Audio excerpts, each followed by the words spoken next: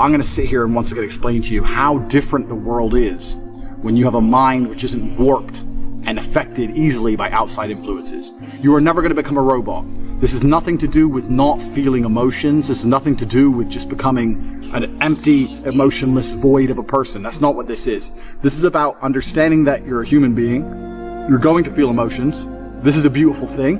And making sure that you use them in the correct way. A. And B, you do not ever let them stop you doing what you're supposed to do. I say to people often, I haven't felt like going to the gym in 2 years. I'm wearing my gym clothes right now. I just finished training. I haven't felt like training in 2 years. After 10 years of professional fighting, after giving my life to exercise, genuinely, I have not woke up and felt like, oh, I really want to train. I haven't felt that way in a long time. That's why I retired from fighting. But I have still gone and I have still trained regardless of how I feel. So this is one of the tenets, and there's going to be a lot of things you're going to learn, of an iron mindset. It's the ability to not let your feelings affect you, and sometimes to do the complete opposite of how you feel.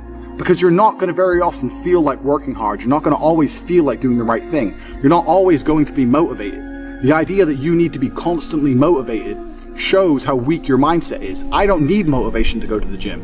I can not want to go with every fiber of my being, and I will still be there. Because I use my cerebral ability, I use my mind, and I logically decide what I'm going to do with my day regardless of how I feel, regardless of whether I'm motivated or not.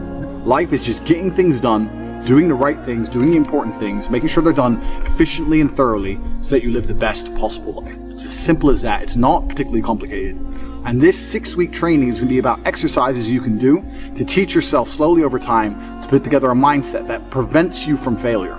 Because if you have a mindset that doesn't allow you to fail, then you're simply going to win. There's no other option. So that's what this is all about. So in the first week, we're going to learn something which is extremely basic, but it's extremely important.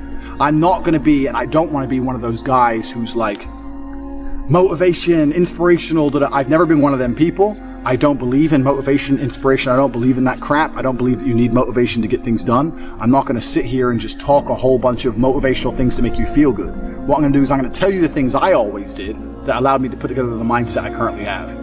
So, if you look at any story, literally any story with a hero in it, they all have one thing in common, and that thing is that there's always a villain. You cannot have a hero without a villain. It doesn't matter. You can think of any superhero, any comic book, any book you can think of, any movie, there's always a good guy and there's a bad guy. So for the good guy to exist, there has to be a bad guy. There's no other way for the duality of the universe to continue without this basic tenet. So you want to be the good guy in your story. You want, and in I've said this before actually, as a man, life is going to be difficult. It's more difficult than being a woman. It's more difficult than anything else. So it's very easy to see yourself. Life is actually easier as a whole if you see yourself as a hero. Because in every single hero story, the hero suffers. He has a hard time. And if you understand that you're suffering because you're a hero, then the suffering begins to make sense. So you can be sitting here right now going, my woman doesn't respect me, I have no money in the bank, this is difficult, I'm struggling here, I'm struggling there. You can feel sorry for yourself, or you can say, yeah, my woman doesn't respect me, I'm struggling, I can't make money, but you know what, that's because I'm a fucking superhero. And my life's going to be hard, because I'm a man, and as a hero it's going to be difficult. These are the tests and the trials and tribulations I have to go through to become someone. Every single male superhero went through a whole ton of shit before he became superhero. You've seen the Batman movies. His parents died, he was locked up in jail, all these bad things happen, and then they emerge as the hero. And this is done for a reason, because it's the reality of life, especially as a man. So right now, you have to understand that you're the hero in this movie, and if you're struggling for a very important reason. And how you handle these struggles, and how you deal with these struggles, is going to decide the kind of person you're going to be afterwards. You're either going to be a superhero, or you're going to succumb to them and you're going to fail. So be happy that you're struggling, because that's important. That's the first thing. Second thing is, there has to be a villain. Now, most people think their villain is someone else. You see this all the time. The villain's the opposite of the hero. So if you're sitting at home and you haven't got much money and you're broke and you're pissed off and you're depressed, and you look at me and I have 4 supercars and all these girls, I'm traveling the world, I go everywhere I want, you may think I'm your villain. People look at other people and say, oh, that guy has this guy has this, and they become envious and they think that's the villain. That's not true. That's not the case, because every single person has different circumstances.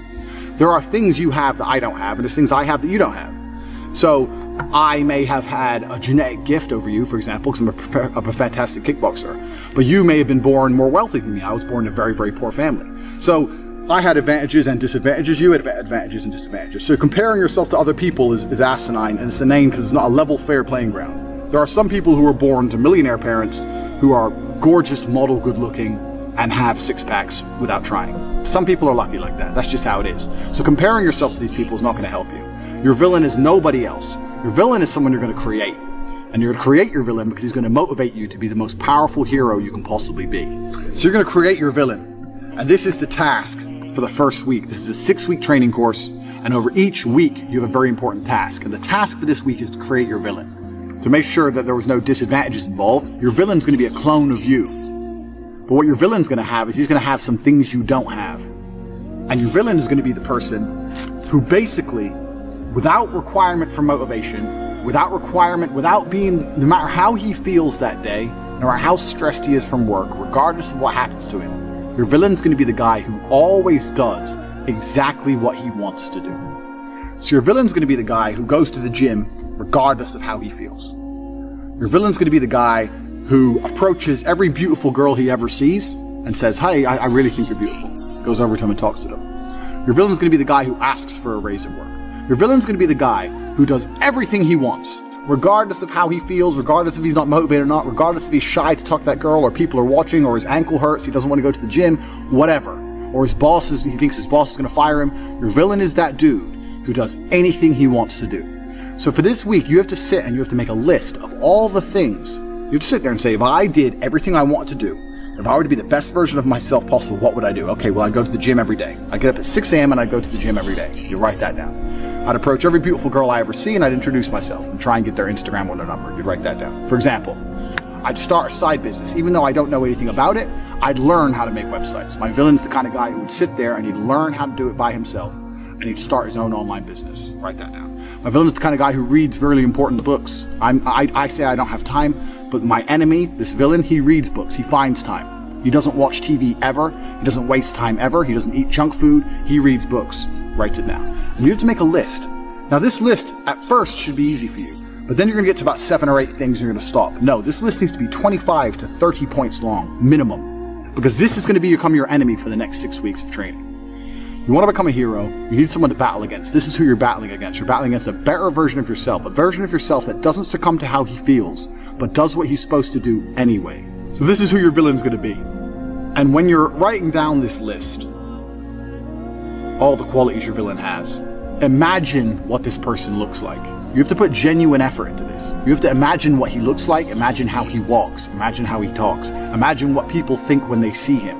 Imagine how different you would be if you had been going to the gym every single day for an hour and a half every single day for the last 2, 3, 4 years.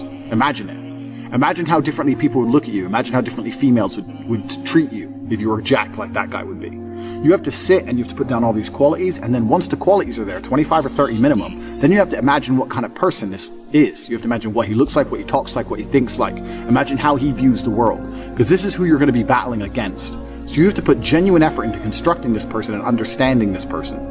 The reason I'm saying do this is because this is what motivates me every single day.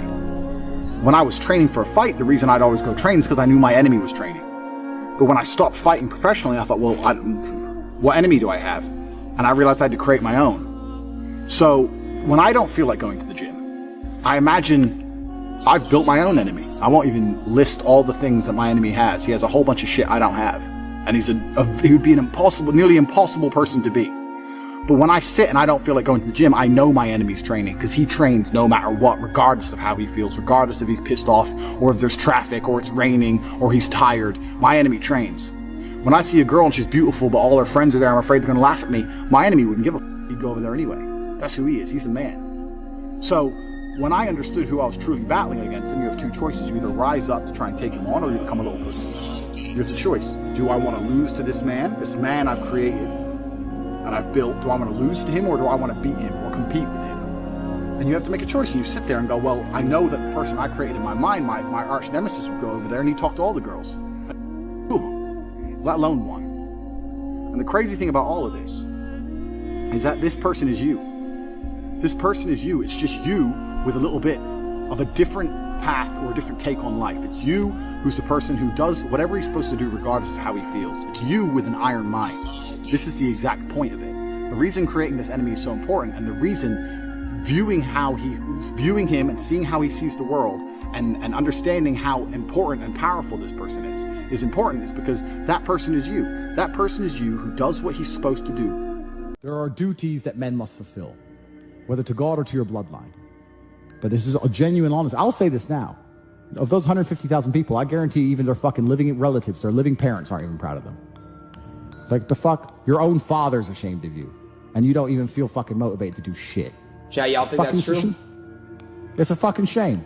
If you were to go and look your father in the eye and said, you know what, I could have been a UFC champion. I could have been a multi-millionaire. I could have been a race car driver. I could have been a fucking nuclear physicist. Could have done all these things, but I was busy on Pornhub. You think he's gonna be proud of you? Fuck no. Fuck no. And there's men here who will deny it, right?